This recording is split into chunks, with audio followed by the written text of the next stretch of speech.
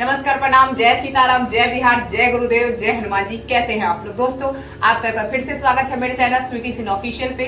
अभी बज रहे हैं रात के 9 और ये समय है हमारी सीरीज चर्चा सनातन की। दोस्तों, स्वीटी सिन ऑफिशियल चैनल पे रोज रात में 9 बजे चर्चा सनातन की सीरीज आती है और दिन में भी सीरीज आती है दोस्तों, जिसमें कि हम लोग अभी जो है श्री सुंदरकांड जी का पाठ कर रहे हैं। दोस्तों, हमारी कथा जो है वो बहुत आगे तक पहुंच गई है।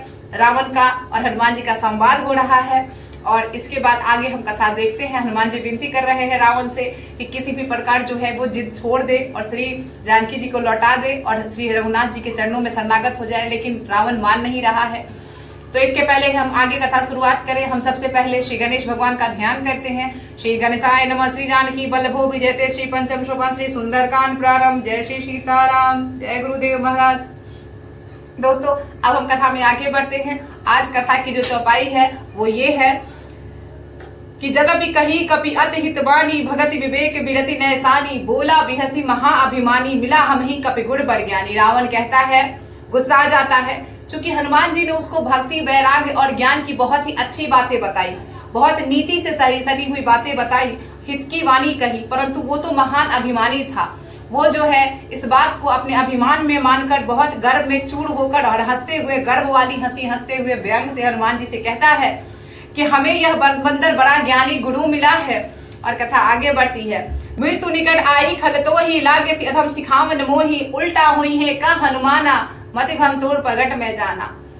रावण कहता है व्यंग से हंस के कि हमें बहुत यह बंदर बड़ा ज्ञानी गुरु मिला है। और रावण कहता है कि रे दुष्ट, तेरी मृत्यु निकट आई है। हनुमान जी को रावण कह रहा है, तू अधम मुझे शिक्षा देने चला है।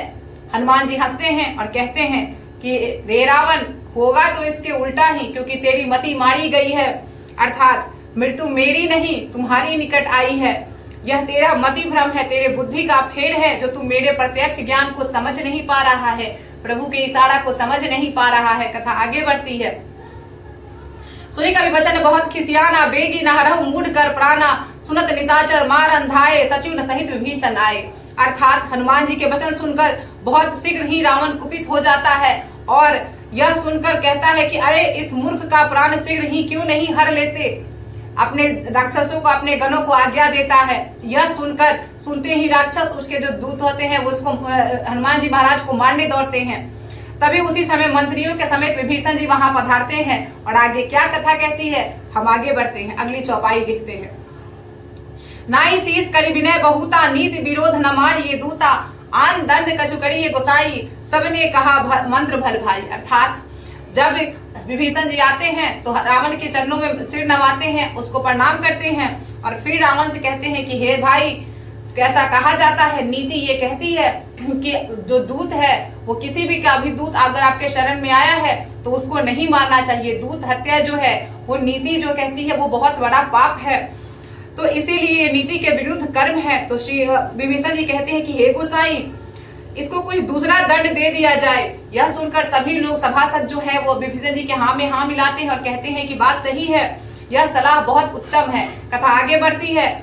सुनत बिहसी बोला दस कंधर, अंग भंग कर पढ़े ये बंदर। रावण कहता है ठीक है, सुन लेता है रावण विभीषण जी की बात, हंसने लगता है, कहता है ठीक है चलो, तो बंदर का एक काम करते हैं, बंदर का अंग भंग कर देते हैं। मतलब बंदर को जो है वो हम अंग भंग करके फिर वापस लौटा देते हैं, इसको भेज देते हैं, इसका जो अंग कोई काट उठ के रख लेते हैं अपने पास। कथा आगे बढ़ती है। अब आती है हमारी दोहा। कवि के ममता पूछ पढ़ सब ही कहीं समझाए, तेल बोरी पट बांधी पुनी पावक देहु लगाए। कहता है रावण जो कहता है कि मैं सबको समझा कर कहता हूँ, इस बंदर की ममता पूछ पर है, अतः सभी लोग तेल, इसके पूंछ में पहले कपड़ा लपेटो, उसमें उस पर तेल लगाओ और उसके बाद इसमें जो है आग लगा दो। कथा आगे बढ़ती है।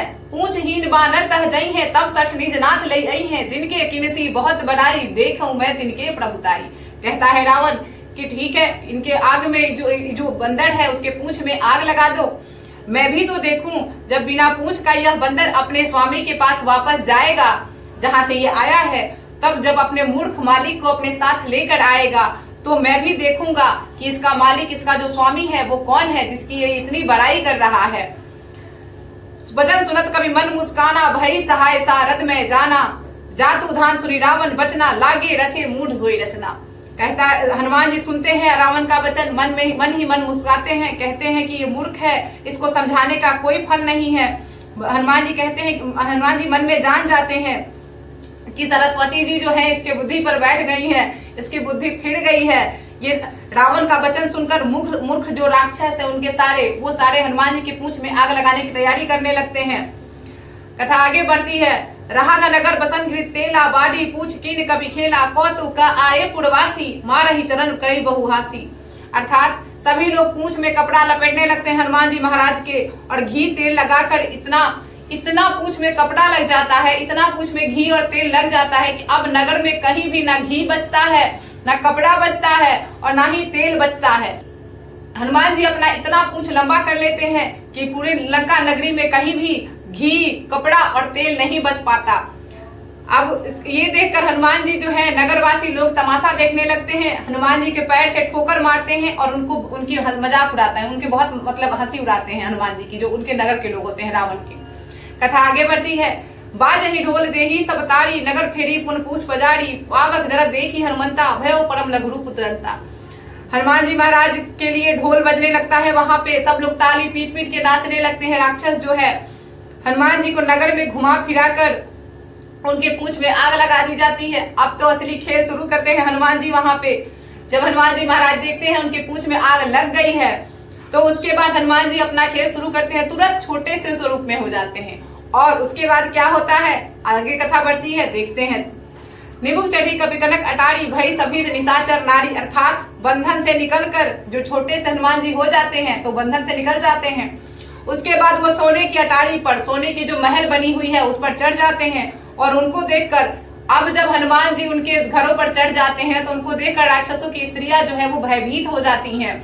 इसके बाद जो है हमारा दोहा आता है, क्या कहता है, हरि प्रेरित अवसरा चले मरुत 49, अट्टाहस करि गर्जा कपि बाढ़ी लागी आकाश। श्री राम जय जय राम, श्री राम जय जय राम, मंगल भवना मंगलहारी, द्रवहु सुदशरथ अजर बिहारी। अर्थात उस समय भगवान की प्रेरणा से 49 पवनें चलने लगती है। कहा जाता है हमारे धार्मिक ग्रंथों में कि पवन का जो है 49 प्रकार होता है, 49 प्रकार की हवाएं बहती है। तो जब हनुमान जी महाराज चढ़ गए हैं अटारी पर अपने पूंछ में आग लगाकर, तो भगवान श्री हरि की प्रेरणा होती है और 49 प्रकार की जो हवाएं हैं वो एक साथ बहने लगती हैं। इससे क्या होता है कि इससे जो है आग की लपटें ऊंची उठने लगती है, जल्दी आग पकड़ने लगता है। हनुमान जी महाराज अट्टाहस करके गरजते हैं और बढ़कर आकाश में जाकर लगते हैं। बहुत आगे बढ़ते, कथा आगे बढ़ती है। देव विशाल परम हरुराई, मंदिर ते मंदिर चढ़ाई, जरई नगर भा लोग बिहाला, झपट लपट बहुकोटि कराला। अर्थात जब 49 प्रकार की पवन चलने लगती है तो हनुमान जी जो है आकाश में चले जाते हैं गर्जना करके। देह बड़ी विशाल हो जाती है उनको, परंतु विशाल होने के अलावा वो देह जो हल्की बना लेते हैं, वजन में फुर्तीली बना लेते हैं। वे दौड़ दौड़ के हनुमान जी एक महल से दूसरे महल में पहुंच जा रहे हैं और नगर को इस प्रकार जला रहे हैं जैसे कि उस नगर का कोई बारिश नहीं हो। अनाथों की तरह नगर जल रहा है, लोग बेहाल हो गए हैं। जो आगे की करोड़ों भयंकर लपटें उठ रही हैं, क्योंकि मैंने पहले ही कहा कि कथा में पहले ही कहा गया है कि 49 प्रकार की पवनें चल रही हैं वहां पे। कथा आगे बढ़ती है, अगली चौपाई आती है। तात मातू हाँ सुनिए पुकारा, यही अवसर को हम ही उबारा, हम जो यह कहा यह कपि नहीं होई, बानर रूप धरे सुर कोई। अब जो है पूरे नगर में हाहाकार मच गया है, हनुमान जी महाराज सारे नगर को जला रहे हैं। अब देखिए अब क्या होता है, हाय बाप हाय मैया करके सब लोग जो वहां पे माता पिता को अपने याद करने लगते हैं, जो भी राक्षस होते हैं, कि इस अवसर पे अब हमें बचाने कौन आएगा। चारों ओर चीख पुकार मच गई है। जब कहीं आग लग जाए, पूरा नगर जलने लगे तो उस समय की स्थिति क्या होगी वो आप स्वयं समझ सकते हैं। चीख पुकार मची हुई है। तो कह रहे हैं वहां पे कुछ राक्षस जो है वो कह रहे हैं कि हमने तो पहले ही कहा था कि ये कोई आम बानर नहीं है, ये कोई सामान्य बानर नहीं है। बानर का रूप धरकर ये कोई देवता है जो कि यहाँ पे स्वयं प्रकट हुआ है। कथा आगे बढ़ती है। साधु अवज्ञा कर फल ऐसा, जरई नगर अनाथ कर जैसा, जारा नगरु निमिष एक माही, एक विभीषण कर गृह नाही। कहते हैं सारे राक्षस कि साधु का अपमान करने का यही फल होता है। हनुमान जी ने पहले बहुत समझाया था रावण को, लेकिन रावण माना नहीं। रावण जब सीता जी को हर के लाया है, वो भी रावण ने एक पाप ही किया है।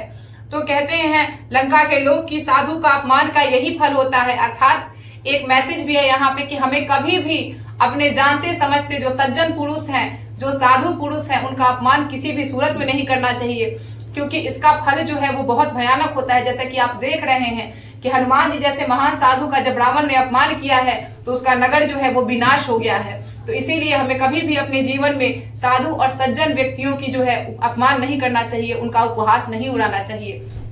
कथा आगे बढ़ती है। हनुमान जी जो कह रहे हैं वहां के लोग, साधु का अपमान का यही फल है कि नगर जो है अनाथ की तरह जल रहा है। हनुमान जी एक क्षण में सारे नगर को जला डालते हैं और बस एक घर वहां का नहीं जलता जो श्री हरि के दास का होता है, यानी श्री विभीषण जी का होता है। बस विभीषण जी का घर नहीं जलता, बाकी सारे घर जो है वहां पे जल जाते हैं। ताकर दूत अनल जेहि सिरजा, जरा न सोत ही कारण गिरजा, उलटी पलटी लंका सब जाड़ी, कूदी परा पुनि सिंधु मझाड़ी। कह शिव जी कहते हैं कि हे पार्वती, जिसने अग्नि को बनाया हनुमान जी स्वयं उनके दूत हैं, यानी श्री हरि के दूत हैं, और श्री हरि ही तो अग्नि के सृजन करता है। इसी कारण जो है वो अग्नि से नहीं जले, जो है हनुमान जी के अग्नि से स्वयं इसलिए नहीं जल पाए क्योंकि एक तो वो श्री हरि के दूत हैं जिन्होंने अग्नि को बनाया है, इसलिए हनुमान जी महाराज को स्वयं आग नहीं लगती है, बाकी सारे नगर में आग लग जाती है। हनुमान जी उलट पुलट कर एक ओर से दूसरी ओर तक, एक छोर से दूसरी छोर तक जाके चारों तरफ घूम घूम के नगर को अच्छी तरह से जब जला देते हैं, सारी लंका जो है सोने की लंका को खाक कर देते हैं, तब हनुमान जी समुद्र में कूद पड़ते हैं और उसके बाद जो अपनी पूंछ पे लगी आग को बुझा लेते हैं। अब हमारा दोहा आता है, पूंछ बुझाई खोई श्रम धरी लघुरूप बहोरी, जनक सुता की आगे ठार भयउ कर जोड़ी। अर्थात पूंछ बुझाकर थकावट दूर करके एक फिर छोटा सा रूप बनाकर हनुमान जी महाराज श्री जानकी मैया के सामने हाथ जोड़कर खड़े हो जाते हैं। अब उनसे हनुमान जी की क्या वार्ता होती है ये जानेंगे हम कल के एपिसोड में। तब तक के लिए हम कथा को यहीं विश्राम देते हैं दोस्तों। लेकिन एक बात कहना चाहते हैं कि अपने जीवन में राम नाम को जरूर शामिल कीजिए, अपने जीवन में श्री हनुमान चालीसा को जरूर शामिल कीजिए, और तब तक के लिए मुझे आज्ञा दीजिए। जय सीताराम, जय बिहार।